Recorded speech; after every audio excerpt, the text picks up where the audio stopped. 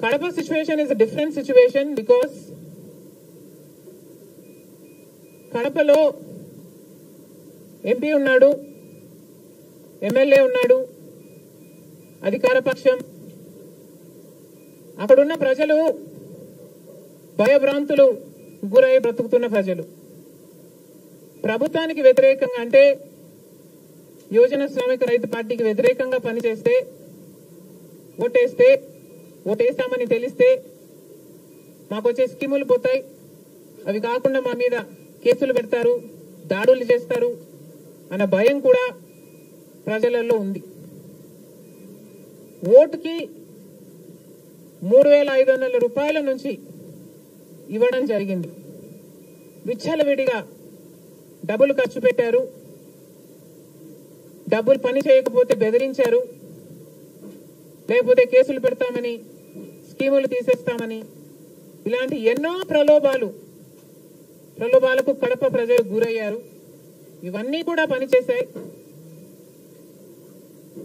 నేను కడపలో గెలవకపోవడానికి కారణం టైం అనే నేను అనుకుంటున్నాను. బికాస్ నేను కడపలో తిరిగింది కేవలం 14 రోజులు మాత్రమే.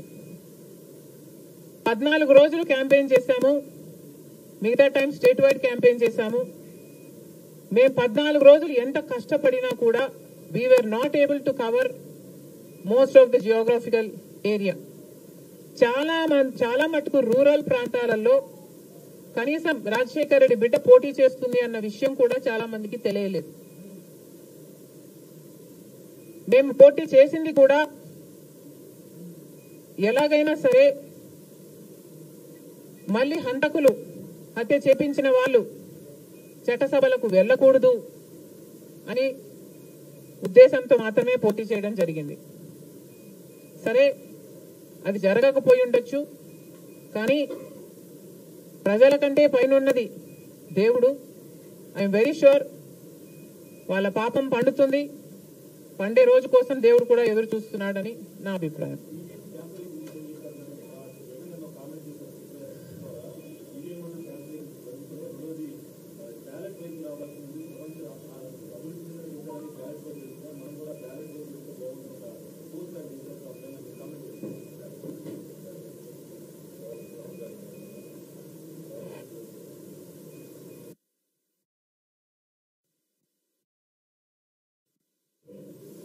ఐ ఫీల్ మేధావులు కూర్చొని సుప్రీంకోర్టుతో సహా అందరూ కూర్చొని, ఇది అంత దేశానికి సంబంధించిన విషయం కాబట్టి అందరూ కూర్చొని ఓ నిర్ణయానికి వస్తే దేశ ప్రజలు హర్షిస్తారన్నది నా అభిప్రాయం.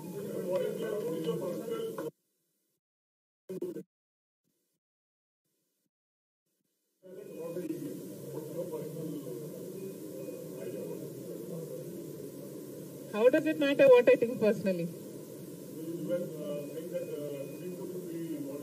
Exactly. The reason I want Supreme Court to be involved is because I don't know the entire positives and the negatives of it.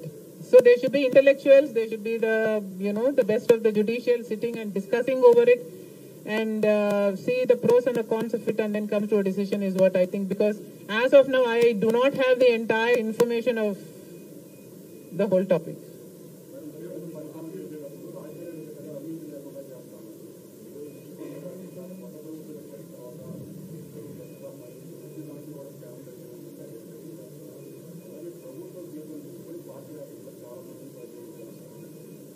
ప్రజలు బుద్ధి చెప్పారు కదమ్మా, ఇంకా నేను మాట్లాడటం ఎందుకు.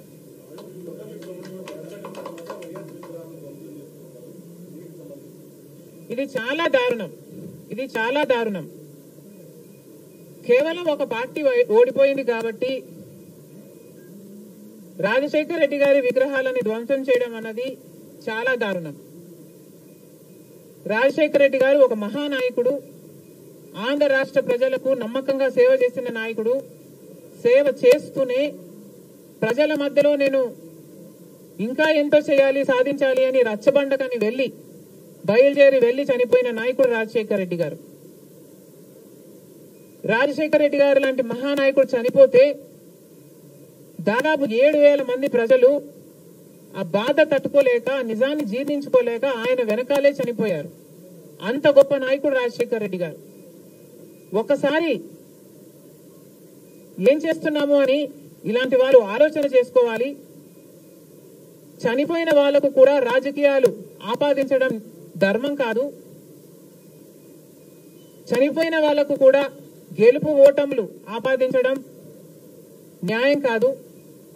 మరొక్కసారి చెప్తున్నాం, రాజశేఖర రెడ్డి గారు మీకు చేసింది ఏమీ లేదు. దయచేసి రాజశేఖర రెడ్డి గారి విగ్రహాలను ధ్వంసం చేయడం ఆపండి. మీరు చేశారని వాళ్ళు చేశారని మీరు, ఇలా ఒకరి మీద ఒకరు చేసుకుంటూ పోతే దీనికి అంతే ఉండదు. మళ్ళీ చెప్తున్నాం, మీకు ఇంకొకరికి తేడా ఉండాలి అంటే కొంచెం పేషెన్స్ ని పాటించాల్సిన అవసరం ఉంది.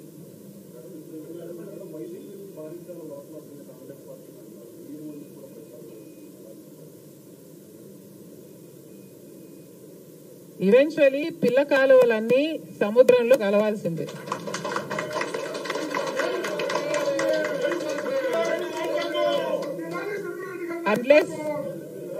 అన్లెస్ అవి ఎండిపోతే తప్ప. Yes, definitely.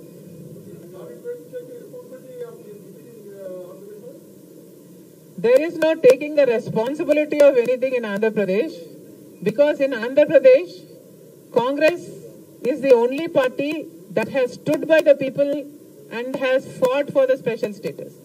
On the one hand, Mr. Chandrababu Naidu, who was Chief Minister for 5 years, neglected special status, and then Mr. Jagan Mohan Reddy became the Chief Minister and continued neglecting the special status. Congress party was the only party fighting for special status and for all the rights of the AP Reorganization Act. The people of Andhra know this, but they also know that their vote should not go to waste. And because they were very decisive that they wanted change, they voted this time with a vengeance for change.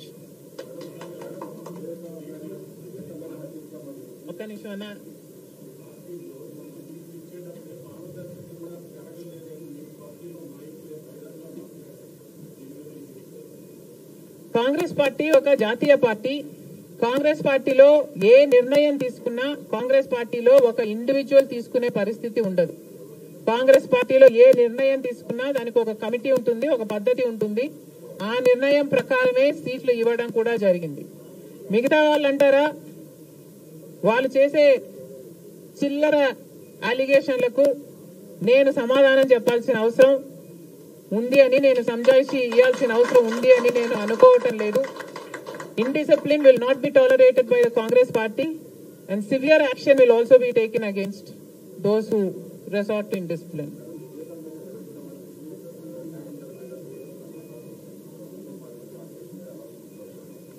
న్యాయం జరుగుతుందన్న hope మాలో చాలా పెరిగింది. Okay,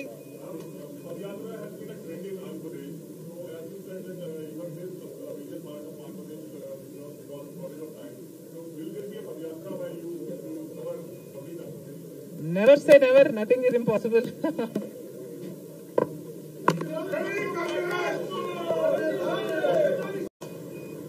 Rahul Gandhi గారు తన fighting spirit తో ఎన్ని అవమానాలు వచ్చినా ధైర్యంగా ఎదుర్కొని ఈ సుదీర్ఘ ప్రయాణంలో తను ఎంతటి ఫైటరో నిరూపించుకున్నారు. ప్రజలతో తాను మమేకమైన విధానం అయితేనేమి, సమస్యల పట్ల తాను స్పందించిన విధానం అయితేనేమి, ఇవన్నీ కూడా దేశంలోని ప్రజలందరూ గమనించారు. కాబట్టి ఈరోజు కాంగ్రెస్ పార్టీకి దేశవ్యాప్తంగా ఇంత పెద్ద పీట వేయడం జరిగింది. రాహుల్ గాంధీ గారు చేసిన పాదయాత్ర ఐక్యతను పెంచడానికి, సోదర భావాన్ని పెంపొందించడానికి, న్యాయం కోసం తను చేసిన పాదయాత్ర, సుదీర్ఘమైన పాదయాత్ర ఎంతో మంది గుండెల్లో కాంగ్రెస్ పార్టీ పట్ల ఆదరణ గౌరవాన్ని పెంచింది. రాహుల్ గాంధీ గారు తాను చేసిన కష్టం వల్ల ఈరోజు కాంగ్రెస్ పార్టీకి ఇంత లాభం చేకూర్చారు అని ప్రతి కాంగ్రెస్ కార్యకర్త తలెత్తుకొని గర్వంగా చెప్పుకోగలం. అందుకని మనస్ఫూర్తిగా ఈరోజు మరొకసారి రాహుల్ గాంధీ గారికి we are all wishing him the very best in his future along with wishing him a very happy birthday.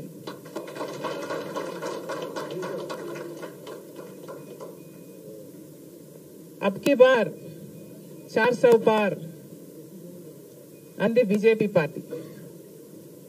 అలాంటి పార్టీ కూడా ఈరోజు చిటికలు పడేటట్టు చేయగలిగింది రాహుల్ గాంధీ గారు ఇండియా బ్లాక్. అందుకు గాను దేశ ప్రజలందరూ కూడా రాహుల్ గాంధీ గారిని అభినందించక తప్పదు.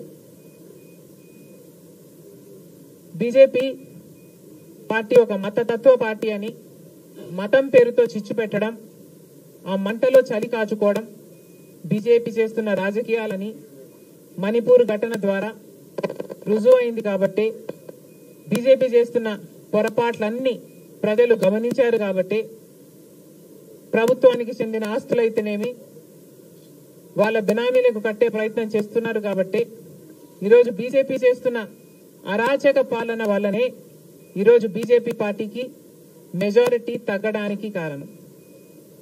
ఇంకొంచెం ఉంటే ఆల్మోస్ట్ బీజేపీ పార్టీ అసలు ప్రభుత్వమే ఏర్పాటు చేయలేని స్థితికి ఈరోజు బీజేపీ పార్టీ దిగజారిపోయింది. ఇలాంటి ప్రభుత్వం ఎన్ని రోజులు ఉంటుందో చెప్పలేని పరిస్థితి ఈరోజు ఉంది. కేంద్రంలో బీజేపీ పార్టీ అధికారంలో ఉంది అన్న మాటే తప్ప పవర్ మాత్రం ఈరోజు బీజేపీ చేతిలో లేకుండా పోయింది. ఎందుకంటే ఈరోజు బీజేపీ పార్టీ వాళ్ళ స్ట్రెంగ్త్ కోసం ఇతరుల మీద డిపెండ్ అయ్యే పరిస్థితి ఈరోజు బీజేపీ పార్టీకి కల్పించడంలో కాంగ్రెస్ పార్టీ రాహుల్ గాంధీ గారు ఇండియా బ్లాక్ సక్సెస్ అయ్యారు. దేశవ్యాప్తంగా ఇది పరిస్థితి అయితే ఇక రాష్ట్రంలో చంద్రబాబు గారు కూటమి పవన్ కళ్యాణ్ గారు బీజేపీతో కలిసి ఇక్కడ ప్రభుత్వం ఫామ్ చేయడం జరిగింది.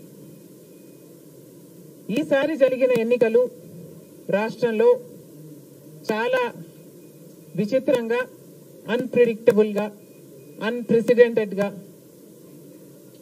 ఈ ఎన్నికలు నిలిచాయి.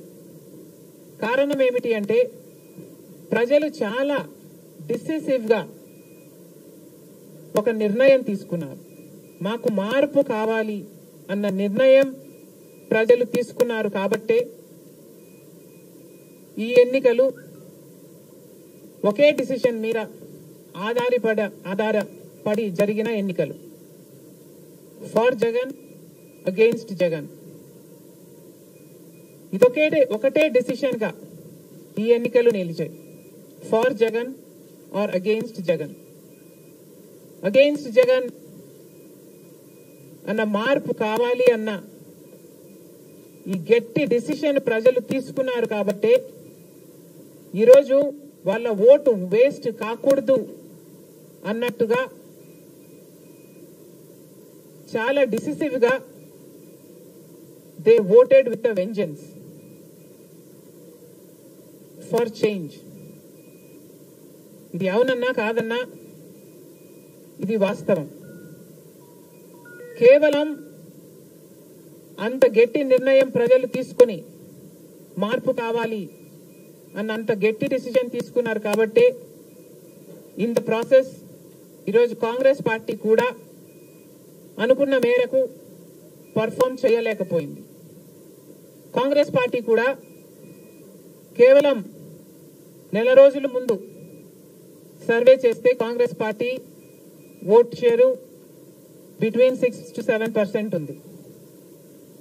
దాన్ని మేము కష్టపడి పనిచేస్తే నేనే స్వయంగా 64 కాన్స్టిట్యుయెన్సీల్లో క్యాంపెయిన్ చేయడం కూడా జరిగింది. వీటన్నిటితో కనీసం 8% దాటుతుంది అని కాంగ్రెస్ పార్టీ ధీమాగా ఉంటే అది కూడా జరగలేదు. కారణం ఏమిటి అంటే ప్రజలు చాలా డిసిసివ్ గా వాళ్ళ ఓటు వేస్ట్ కాకూడదు, ప్రభుత్వం ఎలాగైనా మారాలి, మేము మార్చాలి అన్న డిసిషన్ తీసుకున్నారు కాబట్టే ప్రజలు కాంగ్రెస్ పార్టీకి కూడా ఓటు వేయడానికి ఆలోచన చేయడం జరిగింది. ఏది ఏమైనా కాంగ్రెస్ పార్టీ ప్రజల గుండెల్లో స్థానం సంపాదించుకోవడం మొదలుపెట్టింది. ఇది ఇలాగే అంచెలంచెలుగా పెరుగుతూ పోతుంది. రాహుల్ గాంధీ గారి నాయకత్వంలో మేమందరం కూడా కష్టపడి పనిచేయడానికి సిద్ధంగా ఉన్నాం. అటు కేంద్రంలోనైనా ఇటు రాష్ట్రంలోనైనా కాంగ్రెస్ పార్టీకి మంచి భవిష్యత్తు ఉంటుందని 2029 కల్లా మేము ఒక మంచి పొజిషన్లోకి రాగలమని నమ్మకం మా అందరికీ ఉంది. ఈరోజు చంద్రబాబు గారు ముఖ్యమంత్రి ప్రజల తీర్పును గౌరవిస్తూ ఆయనకు మరొకసారి శుభాకాంక్షలు తెలియజేస్తుంది కాంగ్రెస్ పార్టీ. అలాగే చంద్రబాబు గారికి మరొకసారి గుర్తు చేస్తుంది కాంగ్రెస్ పార్టీ మన రాష్ట్రానికి రావాల్సిన ప్రత్యేక హోదా. ప్రత్యేక హోదా అన్నది